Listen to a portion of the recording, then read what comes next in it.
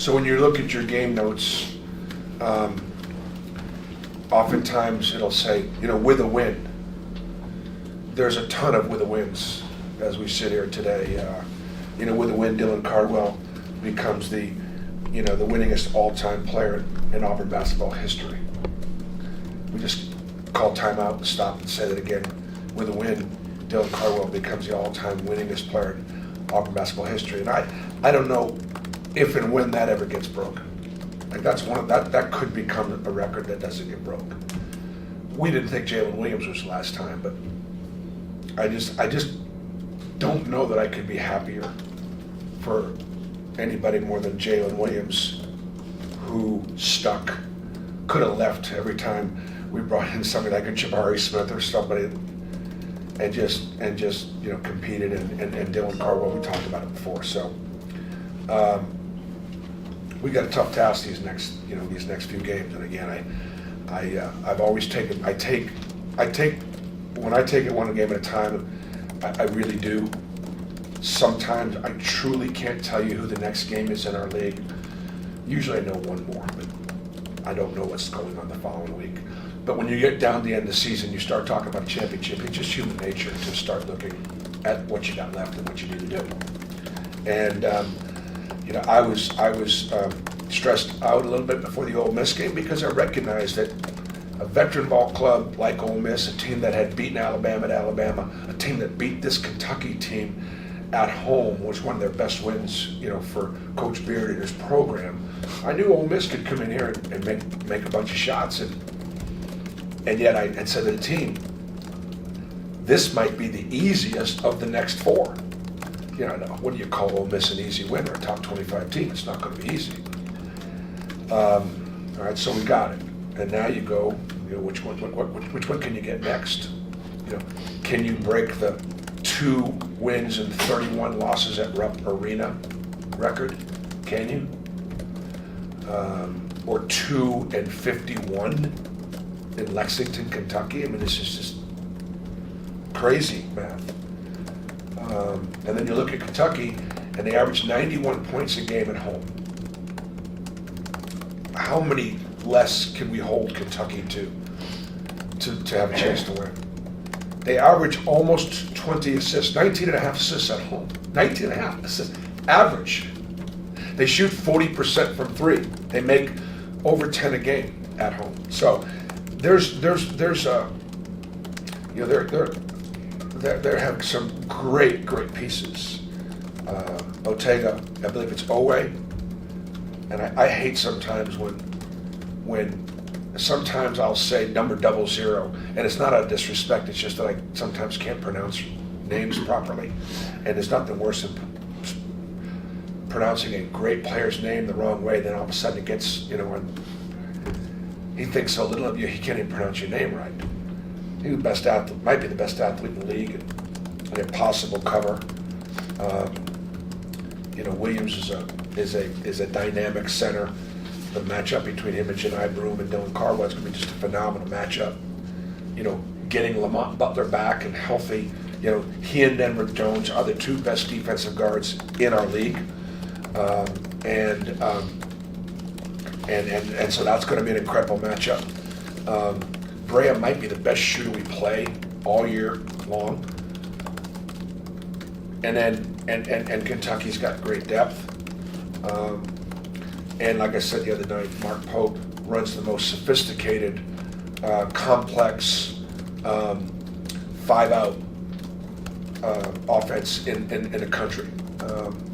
They do it as well as anybody. And so you put all that together, and 20,000 people packed in a Rupp Arena, and let's go. All right. Questions? Bruce, you talked about this team and veteran team and one game at a time. How important is that down the stretch when hey, what's ahead of you, but also just go kind of keep everything in focus? Is that a bigger deal for a veteran team to be able to do something like that? Yeah, I mean, I think it helps. I think it helps being older. It's interesting. There was something on social media about us being almost as old as OKC in the NBA, And yet there are 5 or 6 teams in our league older than us, which is hard to believe because Chad Baker Mazar is 28. But I think the thing that I may stress to the team today is Kentucky is a unique matchup. And then when we go to Texas A&M, that is a completely unique matchup. And then we play Alabama at home. That's a completely unique matchup. So it is about matchups. And I think you probably could study over a period of time, why we may have more success against certain programs and certain teams historically that don't necessarily add up, and why there might be a couple of teams that we would struggle against. Maybe it has to do with style of play and how what we do matches up with what they do. We don't know how we'll match up against Mark Pope and Kentucky. We haven't played them yet. We'll see what that looks like. Does it really affect your kids when you're playing in a place like Rupp? I mean, I know it's cavernous, but you've got guys on your team that have been playing a lot of basketball.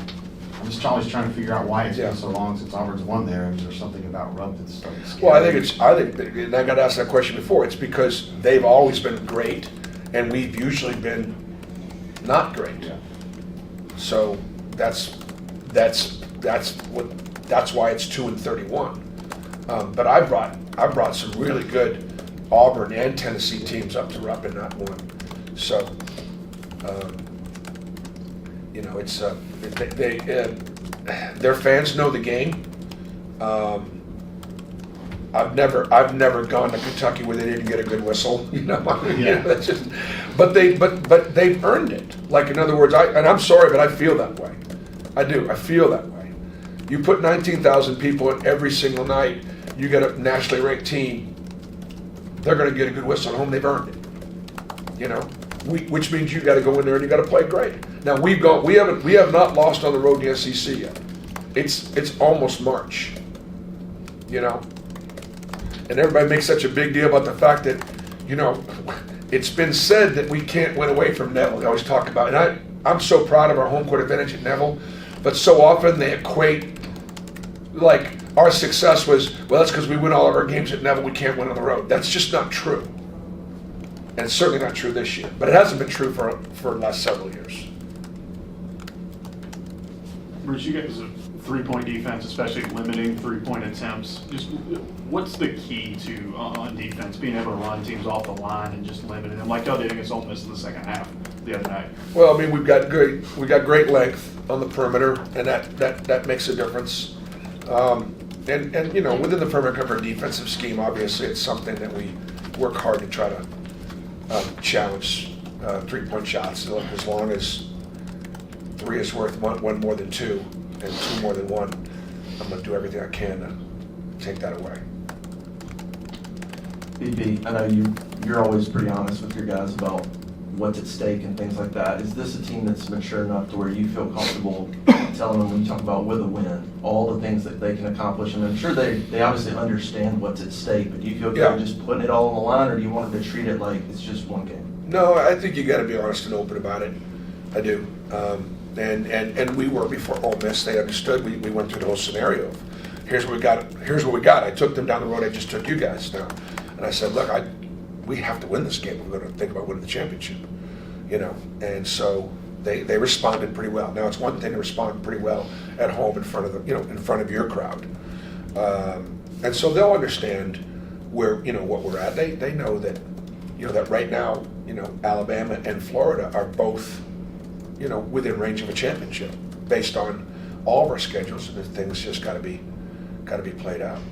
I'd rather have them know than say to me afterwards, gosh, I didn't realize how close we were to winning it or not. Coach, you've been a big proponent of Denver Jones' game all season long, especially on the defensive end. How important is his defense going to be, and how important is it that he's a big game? Yeah, I think that Denver, and I would say that and it's had a trickle down effect on the entire team, has relished the fact that he has won his matchup, and that he is a really solid physical defender, and but it's had trickle-down effect. You know, Dylan has always been identified by his defense because that's what he does best. What Denver Jones has always been identified with is as a bucket getter and a shooter and more of an offensive player. Now you add this defensive dimension, and you know, Miles Kelly is really playing well defensively. He has improved tremendously. His stock at the next level is at a different level than it was a year ago. And they were kind of looking at him a little bit a year ago. He's making plays defensively. He's sitting down, keeping people in front. He's rebounding the basketball.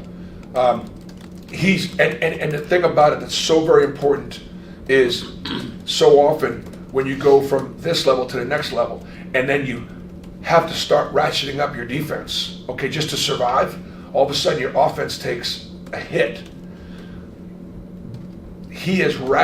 Miles has ratcheted up his defense, and his offense hasn't taken a hit. He's still shooting a great percentage. So I think he's answering the question for the next level before he has to get to the next level. That's going to be, put a lot of those NBA clubs' minds at ease that he can do both and play heavy minutes. He's playing 30 to 32 minutes every game.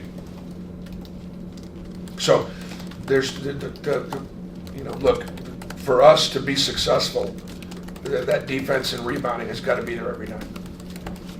Bruce, I know you said the other night you guys want to get to hot shot going again, but last 3 games for him, 15 assists and just 4 turnovers. Just the growth and kind of maturation in him as a playmaker. How big is that net for y'all? Well, Tahad has also another guy that's grown so much this year, improved defensively, and we all know his ability to take and make big shots and handle pressure situations and close out games, and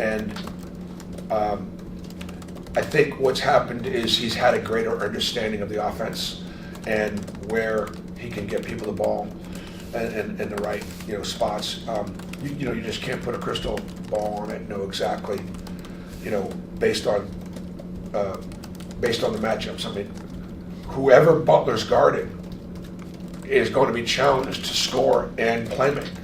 And so if Butler's going to be on Denver and Tahad, which would be my anticipation, then they may not have as dominant a line as somebody else might have. Again, based on their matchups, but Tahad's done a great job. Last couple of ball games, Janai has just looked more like his early season self. It's a great time for him to be getting healthier. Where do you feel he is as far as getting back?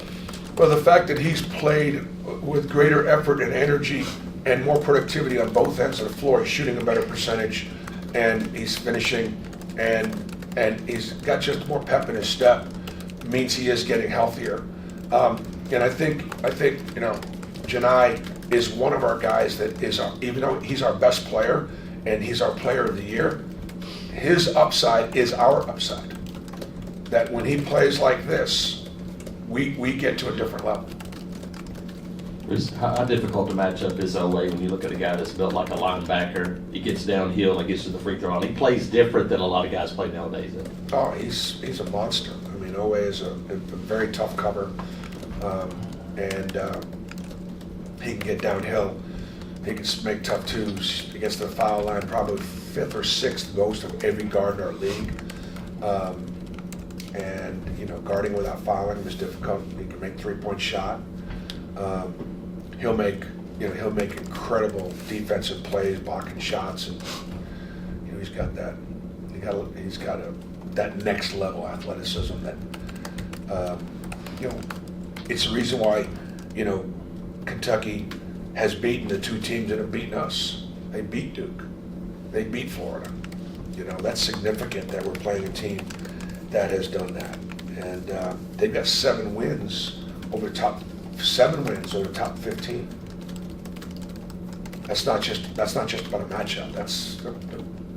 They're good. And I think Coach Pope also knows that heading into the NCAA tournament, Kentucky would be a tough draw. Last question for, You mentioned him earlier, but Lamont Butler, when he's been able to play for Kentucky, seems their defense is a lot better statistically. How much of an impact does he make for them on that end of the floor? Night and day. They're night and day better defensively with night and day. Plus they then allow their two guards who are having to play off the ball.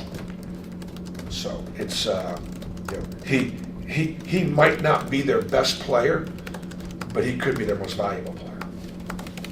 thanks, Coach.